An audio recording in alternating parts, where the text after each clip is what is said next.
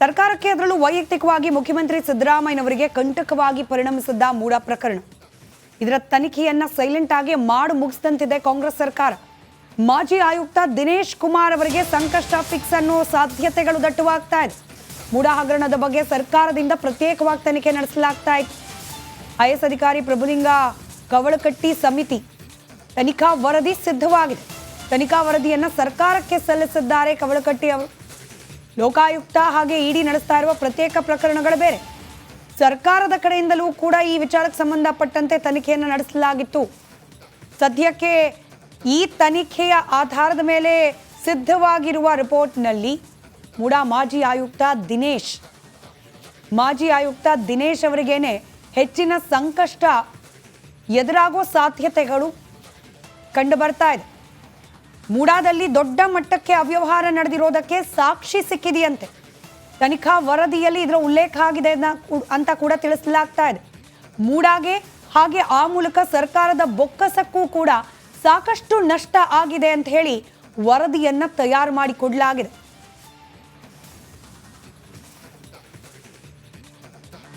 ಸರ್ಕಾರಕ್ಕೆ ಅದರಲ್ಲೂ ವೈಯಕ್ತಿಕವಾಗಿ ಮುಖ್ಯಮಂತ್ರಿ ಸಿದ್ದರಾಮಯ್ಯನವರಿಗೆ ಕಂಟಕವಾಗಿ ಪರಿಣಮಿಸಿದ್ದ ಮೂಡ ಪ್ರಕರಣ. ಇದರ ತನಿಖೆಯನ್ನ ಸೈಲೆಂಟ್ ಆಗಿ ಮಾಡು ಮುಗಿಸಿದಂತಿದೆ ಕಾಂಗ್ರೆಸ್ ಸರ್ಕಾರ.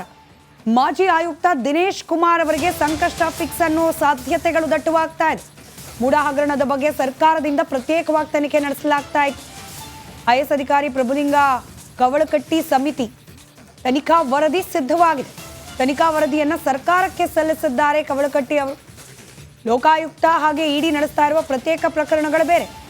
ಸರ್ಕಾರದ ಕಡೆಯಿಂದಲೂ ಕೂಡ ಈ ವಿಚಾರಕ್ಕೆ ಸಂಬಂಧಪಟ್ಟಂತೆ ತನಿಖೆಯನ್ನು ನಡೆಸಲಾಗಿತ್ತು. ಸದ್ಯಕ್ಕೆ ಈ ತನಿಖೆಯ ಆಧಾರದ ಮೇಲೆ ಸಿದ್ಧವಾಗಿರುವ ರಿಪೋರ್ಟ್ನಲ್ಲಿ ಮೂಡ ಮಾಜಿ ಆಯುಕ್ತ ದಿನೇಶ್ ಅವರಿಗೇನೆ ಹೆಚ್ಚಿನ ಸಂಕಷ್ಟ ಎದುರಾಗೋ ಸಾಧ್ಯತೆಗಳು ಕಂಡು ಬರ್ತಾ ಇದೆ.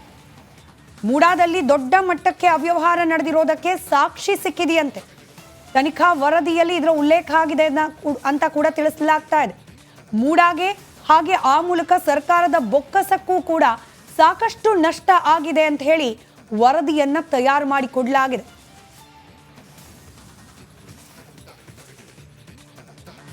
ಸರ್ಕಾರಕ್ಕೆ ಅದರಲ್ಲೂ ವೈಯಕ್ತಿಕವಾಗಿ ಮುಖ್ಯಮಂತ್ರಿ ಸಿದ್ದರಾಮಯ್ಯನವರಿಗೆ ಕಂಟಕವಾಗಿ ಪರಿಣಮಿಸಿದ್ದ ಮೂಡ ಪ್ರಕರಣ. ಇದರ ತನಿಖೆಯನ್ನ ಸೈಲೆಂಟ್ ಆಗಿ ಮಾಡು ಮುಗಿಸಿದಂತಿದೆ ಕಾಂಗ್ರೆಸ್ ಸರ್ಕಾರ. ಮಾಜಿ ಆಯುಕ್ತ ದಿನೇಶ್ ಕುಮಾರ್ ಅವರಿಗೆ ಸಂಕಷ್ಟ ಫಿಕ್ಸ್ ಅನ್ನೋ ಸಾಧ್ಯತೆಗಳು ದಟ್ಟವಾಗ್ತಾ ಇದೆ. ಮೂಡ ಹಗರಣದ ಬಗ್ಗೆ ಸರ್ಕಾರದಿಂದ ಪ್ರತ್ಯೇಕವಾಗಿ ತನಿಖೆ ನಡೆಸಲಾಗ್ತಾ ಇದೆ. ಐಎಎಸ್ ಅಧಿಕಾರಿ ಪ್ರಭುಲಿಂಗ ಕವಳಕಟ್ಟಿ ಸಮಿತಿ ತನಿಖಾ ವರದಿ ಸಿದ್ಧವಾಗಿದೆ. ತನಿಖಾ ವರದಿಯನ್ನ ಸರ್ಕಾರಕ್ಕೆ ಸಲ್ಲಿಸಿದ್ದಾರೆ ಕವಳಕಟ್ಟಿ ಅವರು. ಲೋಕಾಯುಕ್ತ ಹಾಗೆ ಇಡಿ ನಡೆಸ್ತಾ ಇರುವ ಪ್ರತ್ಯೇಕ ಪ್ರಕರಣಗಳು ಬೇರೆ. ಸರ್ಕಾರದ ಕಡೆಯಿಂದಲೂ ಕೂಡ ಈ ವಿಚಾರಕ್ಕೆ ಸಂಬಂಧಪಟ್ಟಂತೆ ತನಿಖೆಯನ್ನು ನಡೆಸಲಾಗಿತ್ತು. ಸದ್ಯಕ್ಕೆ ಈ ತನಿಖೆಯ ಆಧಾರದ ಮೇಲೆ ಸಿದ್ಧವಾಗಿರುವ ರಿಪೋರ್ಟ್ನಲ್ಲಿ ಮೂಡ ಮಾಜಿ ಆಯುಕ್ತ ದಿನೇಶ್ ಅವರಿಗೇನೆ ಹೆಚ್ಚಿನ ಸಂಕಷ್ಟ ಎದುರಾಗೋ ಸಾಧ್ಯತೆಗಳು ಕಂಡು ಬರ್ತಾ ಇದೆ. ಮೂಡಾದಲ್ಲಿ ದೊಡ್ಡ ಮಟ್ಟಕ್ಕೆ ಅವ್ಯವಹಾರ ನಡೆದಿರೋದಕ್ಕೆ ಸಾಕ್ಷಿ ಸಿಕ್ಕಿದೆಯಂತೆ. ತನಿಖಾ ವರದಿಯಲ್ಲಿ ಇದರ ಉಲ್ಲೇಖ ಆಗಿದೆ ಅಂತ ಕೂಡ ತಿಳಿಸಲಾಗ್ತಾ ಇದೆ. ಮೂಡಾಗೆ ಹಾಗೆ ಆ ಮೂಲಕ ಸರ್ಕಾರದ ಬೊಕ್ಕಸಕ್ಕೂ ಕೂಡ ಸಾಕಷ್ಟು ನಷ್ಟ ಆಗಿದೆ ಅಂತ ಹೇಳಿ ವರದಿಯನ್ನ ತಯಾರು ಮಾಡಿಕೊಡಲಾಗಿದೆ.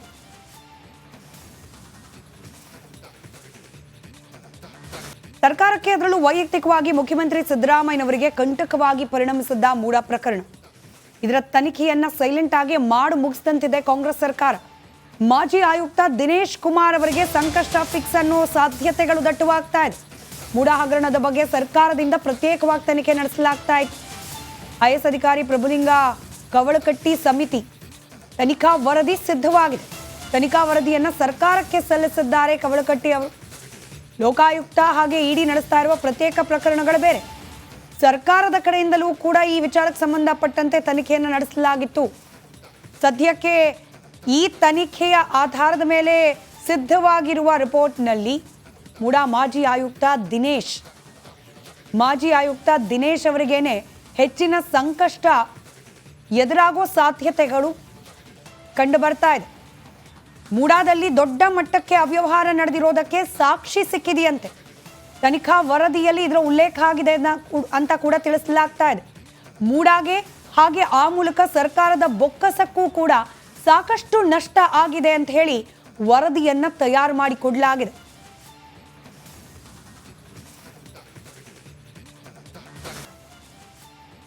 ಎಲ್ಲಾ ಸಾವಿಗೂ ಕೂಡ ಐವಿ ದ್ರಾವಣದಲ್ಲಿನ ಲೋಪವೇ ಕಾರಣವಾ ಅಥವಾ ಬೇರೆ ಏನಾದರೂ ಕಾರಣ ಇದರ ಹಿಂದೆ ಅಡಗಿದೆಯಾ ಅನ್ನೋದು ಸದ್ಯಕ್ಕೆ ಎದ್ದಿರುವ ಪ್ರಶ್ನೆ. ಅವರು ಡೆಲಿವರಿ ಮಾಡಿಲ್ಲ, ಅವ್ರಿಗೆ ಈ ರೀನಲ್ ಲ್ಯಾಕ್ಟೇಟ್ ಪ್ರಕರಣಕ್ಕೆ ಸಂಬಂಧ ಇಲ್ಲ. ಅವರು ಗುಡೇಕೋಟೆ PHC ಅಲ್ಲಿ ಹೆಲ್ತ್ ತಪಾಸಣೆ ಆಗ್ತಿತ್ತು. ಅವ್ರಿಗೆ ಹಿಂದಿನ 10 ದಿವಸದಿಂದ ಜ್ವರ ಇದ್ದಂತೆ. ಅವರು ವಿಮ್ಸ್ ಅಲ್ಲಿ ಬಂದ ಮೇಲೆ ಅವರು ಡೆಲಿವರಿ ಮಾಡಿಸಿದ್ಮೇಲೆ ಅವ್ರಿಗೆ ಎಕ್ಸೆಸಿವ್ ಬ್ಲೀಡಿಂಗ್ ಆಗಿ ಅವರು ತೀರ್ಕೊಂಡಿದ್ದಾರೆ. ಅವ್ರಿಗೆ ರೀನಲ್ ಲ್ಯಾಕ್ಟೇಟ್ ಪ್ರಕರಣಕ್ಕೆ ಸಂಬಂಧ ಇಲ್ಲ. ಹಾಗಾಗಿ ಅವ್ರಿಗೆ ಈ 5 ಪ್ರಕರಣಕ್ಕೆ ಅದಕ್ಕೆ ಲಿಂಕ್ ಮಾಡಿಲ್ಲ. ಯಾಕಂದ್ರೆ ಅದು ತನಿಖೆ ಮಾಡ್ರಿ ಅಂತ ಹೇಳಿ ಸರ್ ನಿಮ್ಮ ನೇತೃತ್ವದಾಗ ಅದನ್ನ ಸರ್ಕಾರ ಅರೆಸ್ಟ್ ಮಾಡಿತ್ತು. ಮಹಾಲಕ್ಷ್ಮಿ ಪ್ರಕರಣದ್ದು ಆಕ್ಚುಲಿ ತಮಗೆ ಹೇಳಬೇಕಾದ್ರೆ ಪ್ರತಿ ಒಂದು ಮಟರ್ನಲ್ ಡೆತ್ಗೆ ಜಿಲ್ಲಾಧಿಕಾರಿ ಹಂತದಲ್ಲಿ ಡೆತ್ ಆಡಿಟ್ ಆಗುತ್ತೆ ಪ್ರತಿ ತಿಂಗಳ. ಜೊತೆಗೆ ಇವಾಗ ಹೆಲ್ತ್ ಡಿಪಾರ್ಟ್ಮೆಂಟ್ ಇಂದ ಕೂಡ ಈ ವರ್ಷ ಎಷ್ಟು ಮಟರ್ನಲ್ ಡೆತ್ ಆಗಿದೆ ಪ್ರತಿ ಒಂದಕ್ಕೂ ಅವರು ಕೂಡ ಡೆತ್ ಆಡಿಟ್ ಮಾಡ್ತಿದ್ದಾರೆ.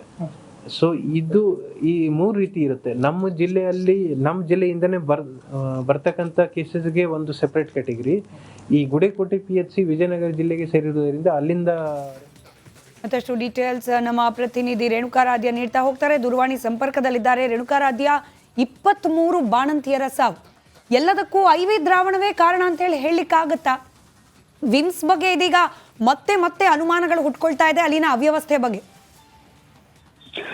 ಸ್ಮಿತಾ, ಏನು ಬಳ್ಳಾರಿಯಲ್ಲಿ ನಡೀತಾ ಇರತಕ್ಕಂತ ಬಾಣಂತಿಯರ ಸರಣಿ ಸಾವಿನ ಪ್ರಕರಣ ಇನ್ನೂ ಕೂಡ ಮಾಸಿಲ್ಲ. ಅದರ ಬೆನ್ನಲ್ಲೇ ಈಗ ಜಿಲ್ಲಾಡಳಿತ ನೀಡಿರ್ತಕ್ಕಂಥ ಒಂದು ಬಾಣಂತಿಯರ ಸಾವಿನ ಸಂಬಂಧ ಒಂದು ಆಡಿಟ್ ರಿಪೋರ್ಟ್ ಅನ್ನ ಏನು ಸರ್ಕಾರಕ್ಕೆ ಸಲ್ಲಿಕೆ ಮಾಡಿದೆ, ಆ ರಿಪೋರ್ಟ್ ಅನ್ನ ನೋಡಿದಾಗ ನಿಜಕ್ಕೂ ಬೆಚ್ಚಿ ಬೀಳುವ ಅಂಶ ಮತ್ತು ಸಂಖ್ಯೆ ಹೊರಬಿದ್ದಿದೆ ಅಂತ ಹೇಳಿದ್ರೆ ತಪ್ಪಾಗ್ಲಿಕ್ಕಿಲ್ಲ. ಯಾಕಂದ್ರೆ ಕಳೆದ 8 ತಿಂಗಳ ಅವಧಿಯಲ್ಲಿ 23 ಜನ ಬಾಣಂತಿಯರು ಸಾವಿಗೀಡಾಗಿದ್ದಾರೆ.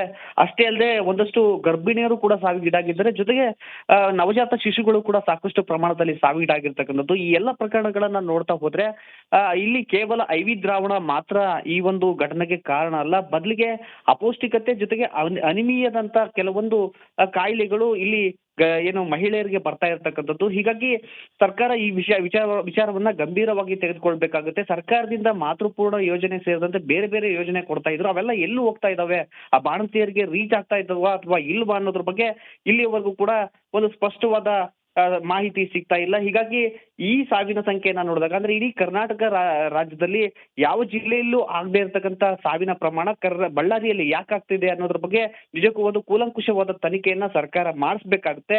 ಆದ್ರೆ ಕೇವಲ ಏನು ಒಂದಷ್ಟು ವೈದ್ಯರ